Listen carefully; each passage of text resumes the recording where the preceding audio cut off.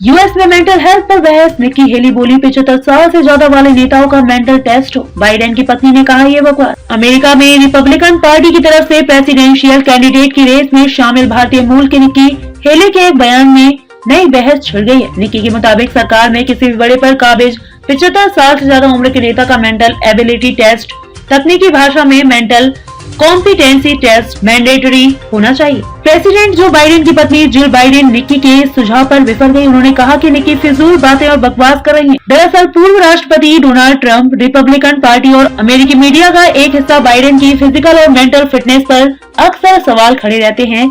इसके कई सबूत भी मौजूद हैं। पहले जानिए माजरा क्या है। प्रेसिडेंट बाइडेन की फिजिकल और मेंटल हेल्थ पर सवाल यूं ही नहीं उठते। इसके कई वीडियो प्रूफ मौजूद हैं। व्हाइट हाउस और बाइडेन की डेमोक्रेट पार्टी को अक्सर इस मामले में डिफेंसिव होना पड़ा है। खुद बाइडेन ने कहा था कि सिर्फ मेरा काम देखिए। निक्की हेली ने इस मुद्दे पर वाजिब बयान दिया है। 2 बार कैलिफोर्निया की गवर्नर रह चुकी निक्की ने पिछले दिनों कहा था कि अमेरिका में चाहे कोई भी लीडर हो, अगर उसकी उम्र 75 साल से ज्यादा है तो उसका मेंटल कॉम्पिटेंसी टेस्ट जरूर होना चाहिए। इसमें कुछ बुराई नहीं है। देश की कमान ऐसे नेता के हाथों में होना चाहिए जो मेंटली और फिजिकली पूरी तरह फिट हो, क्योंकि हम सुपर पावर हैं। निक्की के इस बयान पर बाइडेन की पत्नी खफा नजर आई। पिछले दिनों CNN को दिए इंटरव्यू में जिल ने कहा, ये फिजूल और बकवास बातें हैं। 80 साल की उम्र में मेरे पति अमेरिका के कमांडर इन चीफ हैं।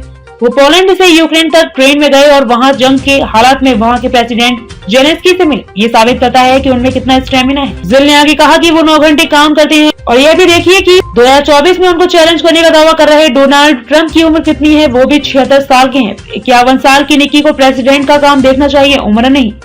खास बात यह है कि निक्की हेली ने जिस मेंटल और फिजिकल टेस्ट की मांग की है, उसका समर्थन खुद ट्रंप भी कर चुके हैं। ट्रंप ने पिछले दिनों कहा था कि इसमें क्या गलत है, ये टेस्ट तो होना ही चाहिए। कम से कम देश प्रेसिडेंट की वजह से शर्मसार तो नहीं होगा। अब जानिए आखिर क्यों बाइडेन पर उठते हैं सवाल। अकेले ही हाथ मिलाने चले। पिछले साल जून में उत्तरी कैरोलिना की पेंसिल्वेनिया यूनिवर्सिटी में बाइडेन भाषण दे रहे थे। भाषण के खत्म होने के बाद बाइडेन अकेले ही हवा में हाथ हिलाते मिले।